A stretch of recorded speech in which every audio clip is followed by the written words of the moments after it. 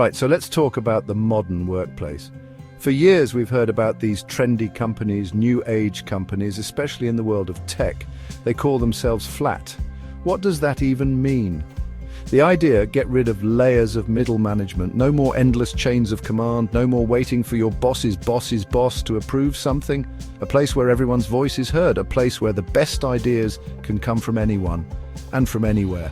It sounds brilliant, doesn't it? A workplace democracy, creativity flows, get things done without the red tape, make companies faster, make companies more innovative, make them a lot less stuffy than old corporate giants. Think of the early days of Google. Think of the gaming company Valve. They hired smart, motivated people. They didn't look over their shoulders. You just let them get on with it. Supposed to empower everyone, give ownership over their work, break down barriers, make everyone feel on the same team. Boss-free utopia, appealing vision. But here's the thing. Peel back the layers of this supposedly flat structure. It might not be the level playing field it claims to be. Sounds perfect on paper. In the real world, human nature gets in the way. So, imagine you've just started your dream job at one of these super flat tech companies. You're buzzing, you're full of ideas, and you're ready to climb that career ladder. But then you look around and realize something's missing. There is no ladder. In a traditional company, you know the drill. You start as a junior, you work your way up to a senior role, then maybe a team lead, then a manager. There's a clear path. But in a flat structure, that path often vanishes completely. It's like being given a map with no roads on it. You know you want to get somewhere, but you have no idea how to get there. This lack of a clear career framework can be incredibly tough, and research is showing it disproportionately affects women. Men, for a variety of social reasons, are often more comfortable just assuming they're progressing, or they'll push for a promotion without a formal process. Women, on the other hand, are often socialized to wait for their hard work to be formally recognized. When there's no system for that recognition, they can end up waiting forever. They're doing incredible work, hitting all their targets, but they stay in the same role, with the same title year after year, feeling completely invisible. Think about it from a practical standpoint. How do you ask for a raise when there are no official salary bands or job levels? How do you know what skills you need to develop to get to the next stage of your career when that next stage isn't even defined? This ambiguity creates a huge amount of stress and uncertainty. It can lead to women feeling like they aren't valued or that their contributions aren't being seen. Eventually, they start looking elsewhere for companies where the expectations are clear and the opportunities for growth are actually written down. In these flat workplaces without formal managers, something else happens. Informal networks become everything. It's all about who you know, who you have lunch with, who you grab a beer with after work. Decisions aren't always made in official meetings. They're made in chats by the coffee machine during a game of table football. If you're part of that in-crowd, you'll be the first to hear about exciting new projects. Your opinions will carry more weight. Your career can skyrocket. But if you're on the outside looking in, you'll constantly feel like you're one step behind, missing out on crucial information. This is where it gets tricky for women. These informal networks are often dominated by men, not because of malicious intent, but because of shared hobbies and social patterns. The boys' club is a real thing. If the most influential people in the company are all going rock climbing on the weekend, staying late to play video games, and that's not your scene, you're automatically excluded. Women often carry a heavier load of responsibilities outside of work, childcare, family commitments, and might not have the time or inclination to join these after-hours activities. They're not being antisocial, they've just got other things on.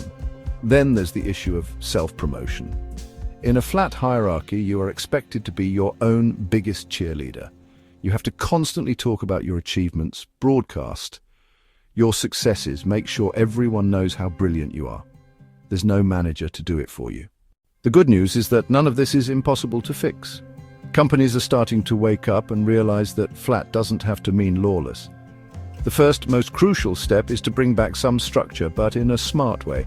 This means creating a formal career framework. It doesn't have to be a rigid, old-fashioned ladder. It can be a lattice, showing how people can grow sideways into new roles as well as upwards. Companies like Netflix have done this brilliantly. They have clear levels and expectations for every role, so everyone knows exactly what they need to do to progress. This transparency takes the guesswork out of career growth and makes the whole process fairer. Next, we need to tackle those informal networks. The best way to do this is by creating formal mentorship programs, sponsorship programs. Mentors give advice. Sponsors are people in positions of power who actively champion you. They'll bang the table for you in rooms you're not in, making sure you get that promotion or that spot on a high-profile project. A company called Atlassian, a big software firm, has had huge success with this. By pairing senior women with up-and-coming female talent, they've helped build bridges and ensure that women have advocates who can help them navigate the company's power structures, making those invisible rules visible. Then there's the self-promotion problem. This is where unconscious bias training comes in. We need to train everyone, especially those in leadership positions, to recognize and challenge their own biases. This training helps people understand that different communication styles don't equate to different levels of competence. It also helps create systems for recognition that are based on results, not on how loudly someone talks. Companies can implement processes like 360-degree feedback, where you get reviews from your peers, not just your superiors. This gives a more rounded view of someone's contribution and helps to elevate the quieter, consistent performers. When you get right down to it, this isn't just about fixing things for women. It's about building better, stronger, more successful companies for everyone. All the solutions we've talked about, clear career paths, mentorship, fair recognition, true flexibility, don't just benefit women, they benefit men too. They benefit working parents, they benefit people from different cultural backgrounds, they benefit introverts, they benefit anyone who has ever felt like they didn't quite fit in with the dominant office culture. When you make a workplace fairer, you make it better for every single person who works there. It's as simple as that. The early pioneers of flat hierarchies had the right idea. They wanted to break free from the slow, bureaucratic systems of the past and create something more human and dynamic.